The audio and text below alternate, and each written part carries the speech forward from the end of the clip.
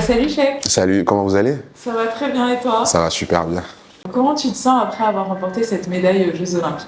Cette médaille, c'est la consécration d'un rêve. Je suis assez satisfait de mon travail, d'autant plus que j'étais aussi le porte-drapeau, un peu le capitaine de cette délégation de 13 personnes.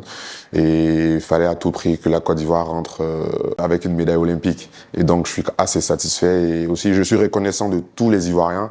Je suis reconnaissant du président de la République, Alassane Ouattara, qui a mis tous les moyens à la disposition des athlètes pour qu'on puisse avoir une préparation de ouf. Voilà, c'est un peu ce que je ressens. Quelle est la première chose à laquelle tu as pensé quand tu as réalisé que tu avais gagné cette médaille? Écoutez, j'ai pensé à tous ces jeunes Ivoiriens qui me soutiennent jour et nuit, tous ces jeunes Ivoiriens qui rêveront une fois de plus à travers cette médaille. Je pensais à mon enfant qui est né il y a 3 mois, je pensais à ma femme, je pensais à ma famille, je pensais à tout mon entourage. Et j'étais vraiment très fier de cette médaille. Est-ce qu'il y a eu des grandes difficultés que tu as rencontrées pendant la compétition? Bien sûr, mon élimination en demi-finale. J'ai été éliminé par un Britannique que j'ai l'habitude de battre en tant qu'athlète, je le prends positivement. Et voilà, il fallait à tout prix que je fasse une médaille au repêchage. Et voilà, ça s'est bien passé, je suis très heureux. Comment as-tu géré la pression de participer à des Jeux? Normalement, j'ai pas de pression quand je vais en compétition, mais cette compétition était assez particulière. Parce que voilà, ce sont les Jeux de Paris. Et Paris, nous connaissons les relations diplomatiques assez parfaites entre la Côte d'Ivoire et la France. Et aussi, sous le leadership du président Alassane Ouattara, la Côte d'Ivoire est dans une dynamique de victoire à tous les niveaux. Il fallait pas casser ce mythe-là. Et aussi les Ivoiriens. Vous savez, être Ivoirien, c'est assez aussi souvent compliqué, et surtout quand on est athlète. Et donc, la pression était assez grande. Mais voilà, j'ai beaucoup d'expérience. Ça fait 10 ans que je suis sur l'aire de combat, donc j'ai essayé de gérer. Voilà pourquoi j'avais un psychologue avec moi, j'avais mon entraîneur, j'avais mon épouse qui était là, mon enfant qui était là. Et voilà, ils ont essayé d'être avec moi le plus longtemps possible pour que je puisse gérer ce stress. Comment se compare cette médaille à ton titre de champion du monde? Celle-là, elle est assez spéciale, hein. Assez spéciale. Je pense que c'est la meilleure parce que j'ai gagné à Rio, j'ai perdu à Tokyo, les Jeux Olympiques de Tokyo. J'ai été champion du monde et voilà, il fallait reprendre un autre titre olympique. Et donc, voilà, c'était assez particulier et je pense qu'on est satisfait, quoi. Donc, quelles étaient tes attentes quand tu rentrais dans la compétition? C'était d'abord d'être au mieux psychologiquement parce que voilà, on était dans une salle avec, je ne saurais dire le nom, mais il y avait du monde quand même. C'était rentré psychologiquement parce que je savais que si psychologiquement j'étais bien, naturellement, j'allais bien faire ce que je savais faire de mieux. Aussi, on partait pour la médaille d'or. Parce que je suis champion olympique, j'ai été champion olympique à Rio, je partais pour une médaille d'or, mais participer déjà aux Jeux Olympiques, c'est un luxe pour les athlètes de haut niveau. Et pour les attentes de mon pays, pour tout ce que j'ai accompli jusqu'à aujourd'hui, on partait pour la médaille d'or, mais on est quand même assez aussi satisfait pour cette médaille parce que je pense que j'ai vu dans un média où ça se dit la médaille de bronze qui vaut de l'or. Si les Ivoiriens, si les Africains sont contents, c'est normal, je suis content aussi. Ouais. Comment s'est déroulée ta préparation avant les Jeux? Ah, c'est super bien, super bien. Hormis les blessures, les petites blessures que j'ai eues, avec les kinés et tout, on a essayé de gérer les blessures et tout s'est bien passé. Ouais. Est-ce que tu as suivi un régime alimentaire spécifique avant et pendant la compétition? Non, je pas. Avant, je faisais des régimes quand j'étais en moins de 80 kg, mais là, j'ai combattu en poids lourd. Donc, il n'y a pas vraiment de régime, mais il ne faut pas se mettre à manger du placali, l'attiquer n'importe comment. On ne peut pas se permettre de manger n'importe quoi, mais il n'y a pas quand même quelque chose de spécifique que j'ai fait. Ouais. Comment ta famille t'a soutenu pendant la compétition? Ah, ça a été un de mes points forts. Je suis marié avec un enfant, il est venu il y a 3 mois. L'appui de la famille est très important en tant qu'athlète, parce que oui, c'est vrai, je suis un personnage public, mais après, quand on rentre à la maison, on est avec la famille. Donc, c'est vraiment important le soutien de la famille. Quand la famille, c'est pas structuré, il n'y a pas le soutien. En tant qu'athlète, on est capable peut-être de ne pas faire de résultats. Ma famille a été avec moi, pas seulement ma femme, mon père, ma mère, et voilà, c'est tout ce qu'on demande en tant qu'athlète. On peut dire qu'aujourd'hui, tu es au sommet de ton art. Quel sacrifice tu as dû faire pour arriver à ce niveau?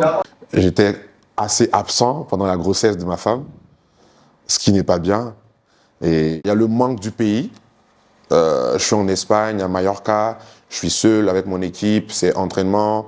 Et il fallait aussi s'entraîner les week-ends, aller voir ma femme. Et il y a tellement de sacrifices. Je pense que si je veux me mettre à expliquer tout ce que j'ai pu faire comme sacrifice, voilà, je pense que la liste est très longue. Mais voilà, c'est pour le pays. Pour le pays, on ne compte pas et je suis fier de le faire. Et si c'était à refaire, j'allais le faire. L'important, c'est d'inspirer d'autres jeunes pour qu'ils puissent devenir comme moi, et même plus que moi, dans quel que soit le domaine dans lequel ils sont. Est-ce que tu as un rituel avant d'entrer sur le tatami? Et c'est la prière, je suis musulman. C'est la prière, c'est d'appeler ma femme, c'est tout. Si tu devais retenir un moment de toute la compétition, un moment que tu voudrais garder en tête. Je pense que c'est quand j'avais gagné la médaille de bronze. À la finale de bronze, toute la salle était en ébullition. J'avais l'impression d'être un Français. Toute la salle était sissée. Et bon, voilà, j'étais très heureux. L'énergie que la salle dégageait, voir le ministre des Sports, le président de la fédération Jean-Marc Yassé, et même voilà, plusieurs autres autorités qui étaient dans les tribunes en train de jubiler. Et voilà, je me suis dit à ce moment-là que j'avais encore accompli quelque chose.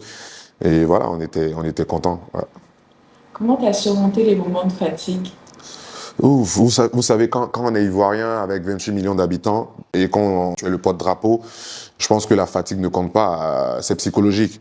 Et donc, pour moi, psychologiquement, on peut tout affronter, quelle que soit la fatigue. Et c'est à ce que je pensais à chaque fois que je devais baisser les bras ou que j'étais fatigué. Donc, voilà, on a essayé de surmonter comme ça. Quel a été ton combat le plus difficile? Le plus difficile, le premier combat, c'était assez difficile. Entrer dans l'aire de combat, découvrir la salle. Et quand on t'annonce Cheikh Cissé, tu vois toute la salle, c'était assez difficile. Et bien, je pense que ça s'est bien passé. Ouais, j'ai bien entamé la compétition et j'ai eu même les félicitations de mon entraîneur. Et donc, ça m'a aussi galvanisé. Et voilà. Quel conseil tu donnerais à un jeune qui voudrait participer au JO? Généralement, le conseil que je donne, c'est pas forcément participer au JO, c'est de réussir. Pour moi, avec le mental, on peut déplacer des montagnes. Je viens de très loin. C'était pas donné. Mais aujourd'hui, je pense que j'ai fait un pas dans ma vie. Et je l'ai fait pas parce que je suis le plus fort. Hein. C'est mentalement. Mentalement, j'ai été mentalement bien. J'avais des rêves. Je me suis pas limité. J'ai rêvé très haut parce que la vie est emmenée à réduire nos rêves.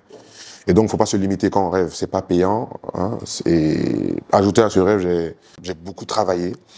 Et aussi, j'ai persévéré parce que souvent dans la vie, ça n'a pas été facile. On a échoué. Je pense que quand on échoue, c'est un signe de la vie pour dire qu'on est proche du but. Et donc, c'est un peu le secret que je peux donner aux jeunes en tant qu'ambassadeur de la jeunesse pour essayer d'avancer dans leur vie. Quelle est la chose la plus importante que tu as appris pendant cette expérience donc des Jeux Olympiques? Avec le mental, on peut déplacer des montagnes. Vous savez, avant les Jeux, je dormais pas pendant 3 mois. Je faisais que rêver aux Jeux Olympiques, Jeux Olympiques, Jeux Olympiques, médailles, médailles, médailles, médailles. J'étais assez stressé, mais je pense qu'avec mon mental, j'ai quand même attiré cette médaille-là vers moi. Qu'est-ce qui te motive à continuer dans le taekwondo après cette médaille? C'est vrai que j'ai 30 ans, mais j'ai encore des capacités. En Afrique, on a la chance d'avoir du vivier. Le vivier, il est là, les jeunes, ils sont très talentueux. Mais au taekwondo, on n'a pas encore de relève. J'ai aussi quelque chose à transmettre. Et puis aussi pour le pays, hein, encore des médailles pour le pays. Il y a le championnat du monde bientôt, dans 1 an, je pense. Et je pense que je peux faire encore quelque chose. Et avec toute cette jeunesse qui me suit, on peut pas arrêter après ces jeux-là. Et moi aussi, pour mon amour pour ce sport-là, j'adore ce que je fais. L'un des secrets de ma réussite, c'est que mon boulot, c'est ma passion. J'adore ce que je fais. Vous voyez, actuellement, je suis en vacances, mais souvent, voilà, ça me pique de revenir sur l'aire de combat ou revenir à l'entraînement. Et je pense que c'est l'un de mes secrets. Donc, et aussi mon enfant. Je pense que je dois accomplir beaucoup de choses. C'est vrai que j'ai accompli beaucoup de choses, mais tout le maximum que je peux faire, voilà, je dois faire pour lui, pour ma famille, pour les Ivoiriens. Et il faudrait pas juste arrêter parce que, voilà, on a peut-être une médaille. Je ne suis pas ce genre de personne.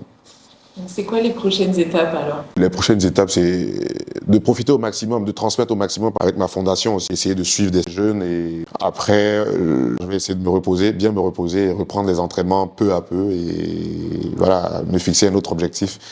Et les championnats du monde, c'est bien sûr, les championnats du monde. Dans 1 an ou 2025, je pense. Ouais. Ça se passera où? Je pense Corée. En Corée, eh ben, je pense. Le pays du taekwondo, ok. En Corée, j'ai pas encore le show, souvent ça change. C'est un Coréen que tu avais battu au championnat du monde? Non. En finale, j'ai eu, oui, un Kazakh au premier tour. Après, j'ai eu un Gabonais. Après, j'ai eu un Marocain. Après, j'ai eu un Croate.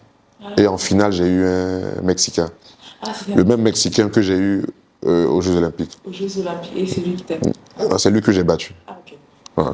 D'accord. Ok. Est-ce qu'il y a un message que tu aimerais envoyer à tes supporters qui te suivent depuis le début? C'est de leur dire merci, d'abord merci, et de leur dire que c'est eux ma force. Aujourd'hui, comme je le dis tout le temps, j'ai tout gagné au taekwondo. Et aujourd'hui, si je continue, c'est pour mon pays, c'est pour la jeunesse, c'est pour l'Afrique. Tout ce que je fais aujourd'hui, sans leur soutien, je n'aurais pas pu. Et de continuer à me soutenir, et vraiment merci. Merci pour tout ce qu'ils font pour moi.